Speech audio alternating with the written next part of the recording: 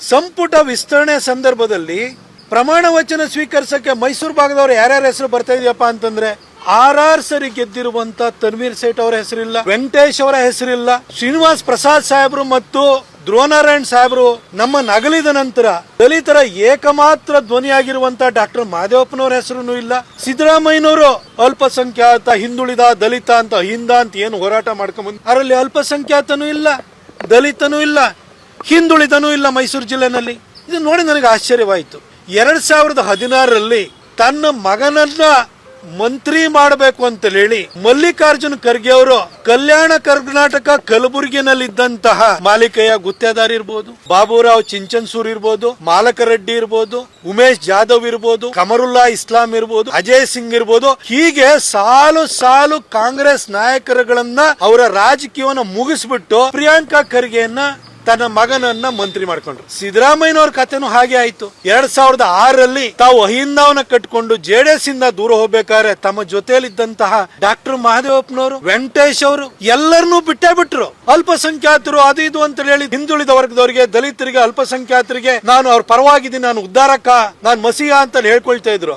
6 ಸರಿ ಗೆದ್ದಿದ್ದಾರೆ ತನ್ವೀರ್ ಸೇಠ್ ಸತತವಾಗಿ. ಒಬ್ಬ ಡೀಸೆಂಟ್ ಮನುಷ್ಯ, ಎಲ್ಲ ಜಾತಿ ಧರ್ಮದವರಿಗೂ ಕೂಡ ಸಲ್ಲುವಂತ ಮನುಷ್ಯ. ನಮ್ಮವರ ಚಿಂತನೆಗಳ ಬದಲಾಗಿರ್ಬೋದು, ಆದರೆ ಮೈಸೂರಿನಲ್ಲಿ ಸಭ್ಯ ರಾಜಕಾರಣ ಮಾಡೋದ್ರಲ್ಲಿ ತನ್ವೀರ್ ಸೇಠ್ ಅವ್ರನ್ನ ನಾವು ನೆನಪು ಮಾಡ್ಕೊಳ್ಳೇಬೇಕು ಅಂತ. ತನ್ವೀರ್ ಸೇಠ್ ಅವ್ರಿಗೆ ಅವಕಾಶನೇ ಇಲ್ಲ. ಇವ್ರ ಜೊತೆ JDS ಬಿಟ್ಟು ಹೋದಂತ ಡಾಕ್ಟರ್ ಮಹದೇವಪ್ಪನವರಿಗೂ ಇಲ್ಲ, ವೆಂಕಟೇಶ್ ಅಣ್ಣಂಗೂ ಇಲ್ಲ. ಡಾಕ್ಟರ್ ಮಹದೇವಪ್ಪನವ್ರು ಇರೋರೊಬ್ಬರೇ ದಲಿತರು ಧ್ವನಿಯಲ್ಲಿ ನಿಮ್ ಜೊತೆ ಸದಾ ಸ್ನೇಹನೂ ಇಟ್ಕೊಂಡಿದ್ದಾರೆ.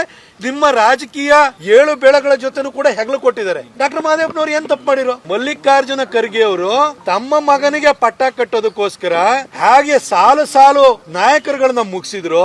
ನಿಮ್ಮ ಮಗನ ತಲೆ ಮೇಲೆ ಇರುವಂತ ಕಿರೀಟ ಅವರೊಬ್ಬನ ತಲೆ ಮೇಲೆ ಇರಬೇಕು ಅನ್ನೋ ಕಾರಣಕ್ಕೆ ಇಲ್ಲಿ ನಿಮ್ಮ ಜೊತೆ ಬಂದಂತ ಇಷ್ಟು ವರ್ಷ ಹೆಗಲು ಕೊಟ್ಟಂತ ಮಹದೇವಪ್ಪನವರು, ವೆಂಕಟೇಶ್ ಅವರು ಯಾರು ಬೇಡ ಅಂತ ಸೈಡ್ಗೆ ಹಾಕಿದ್ರಿ. ತನ್ವೀರ್ ಸೇಠ್ ಅವ್ರು ಬಂದ್ರೆ ಸೀನಿಯರ್ ಮೋಸ್ಟ್ ಇದಾರೆ, ಎಲ್ಲ ಸಲ್ಲುವಂತ ವ್ಯಕ್ತಿ, ಅವರು ಮಂತ್ರಿ ಆಗ್ಬಿಟ್ರೆ ಮಗನ ಕಿರೀಟಕ್ಕೆ ಎಲ್ಲಿ ಧಕ್ಕೆ ಆಗುತ್ತೆ ಅಂತ ಹೇಳ್ಬಿಟ್ಟು ತನ್ವೀರ್ ಸೇಠ್ ಅವ್ರನ್ನ ಸೈಡ್ಗೆ ಹಾಕಿರಿ. ಏನ್ ಸಿದ್ದರಾಮಯ್ಯನವ್ರೆ? ಅಲ್ಪಸಂಖ್ಯಾತ, ದಲಿತ, ಹಿಂದುಳಿದ ಇವೆಲ್ಲ ನಿಮ್ಮ ಅಹಿಂದ ಅನ್ನೋದಿದೆಯಲ್ಲ, ಇಲ್ಲಿವರೆಗೂ ನೀವು ಮಾಡ್ಕೊಂಡು ಬಂದಿದ್ದು ಅವರ ಶ್ರೇಯೋಭಿವೃದ್ಧಿ ಕೆಲಸ ಅಲ್ಲ.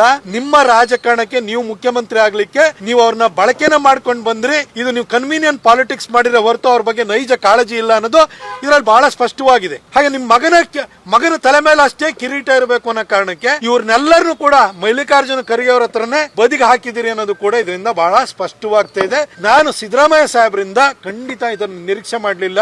ಏನ್ ಸಿದ್ದರಾಮಯ್ಯ ಸಾಹೇಬ್ರೆ, ವಂಶ ಪಾರಂಪರ್ಯ, ಕೌಟುಂಬಿಕ ರಾಜಕಾರಣ ಎಲ್ಲಾದ್ರ ಬಗ್ಗೆ ಮಾತಾಡಿ ನೀವಿವತ್ತು ಭ್ರಷ್ಟಾಚಾರದ ಬಗ್ಗೆ ಮಾತಾಡುವಂತ ನೈತಿಕತೆಯನ್ನ 14 ಸೈಡ್ ತಗೊಂಡ್ ಕಳ್ಕೊಂಡ್ರಿ. ಇನ್ನು ವಂಶ ಪಾರಂಪರ್ಯದ ಬಗ್ಗೆ ಮಾತಾಡ್ಲಿಕ್ಕೆ, ಇನ್ಯಾರ್ಯಾರ್ದೋ ಕುಟುಂಬದ ಬಗ್ಗೆ ಮಾತಾಡ್ಲಿಕ್ಕೆ ಮಗನ ತಲೆ ಮೇಲೆ ಅಷ್ಟೇ ಕಿರೀಟನಿಟ್ಟು ಉಳಿದವ್ರನ್ನ ಮುಗಿಸಿ ಅದನ್ನು ಕಳ್ಕೊಂಡ್ರಿ. ನೀವು ಕುರ್ಚಿ ಕಳ್ಕೊಂಡ್ರಿ, ಅದನ್ನ ನಿಮ್ ನೈತಿಕತೆನೂ ಈ ರೀತಿ ಎಲ್ಲಾ ರೀತಿನಲ್ಲೂ ಕಳ್ಕೊಳ್ತೀರಿ ಅಂತ ನಾನು ನಿಮ್ಮನ್ನು ನಿರೀಕ್ಷೆ ಮಾಡಿರ್ಲಿಲ್ಲ ಸರ್. ವೈಯಕ್ತಿಕವಾಗಿ ನನಗೆ ನಿಮ್ ಬಗ್ಗೆ ನಿಜವಾಗ್ಲೂ ಕೂಡ ನಿರಾಸೆ ಆಗಿದೆ. ನೀವು ಒಂದು ಮೇಲ್ಪಂಕ್ತಿ ಹಾಕೊಡ್ತೀರಿ ಅಂತ ಅನ್ಕೊಂಡಿದ್ದೆ ನಾನು. ನೀವು ಯಾವ ವಿಷಯದಲ್ಲೂ ಕೂಡ ಮೇಲ್ಪಂಕ್ತಿ ಹಾಕೊಡ್ಲಿಲ್ಲ. ನಿಮ್ಮ ರಾಜಕೀಯನೂ ಮುಗಿತ್ತು. ನೀವು ಯಾವ ಆದರ್ಶಗಳ ಬಗ್ಗೆ ಮಾತಾಡ್ತಿದ್ರಿ ಅದಕ್ಕೂ ಕೂಡ ನೀವು ತಿಲಾಂಜಲಿ ಇಟ್ಟಿದ್ದೀರಿ ಅನ್ನೋದು ಇದರಲ್ಲಿ ಸ್ಪಷ್ಟವಾಗುತ್ತೆ. ಪ್ರಿಯ ವೀಕ್ಷಕರೇ, ಸಿನಿಮಾ, ರಾಜಕೀಯ, ವಿಚಾರ, ವಿಮರ್ಶೆ, ಸಂದರ್ಶನ ಹಲವಾರು ವಿಷಯಗಳಿಗಾಗಿ ನಮ್ಮ ಆದಿಪುರುಷ ಸ್ಟುಡಿಯೋಸ್ ಚಾನೆಲ್ಗೆ ಸಬ್ಸ್ಕ್ರೈಬ್ ಮಾಡಿ.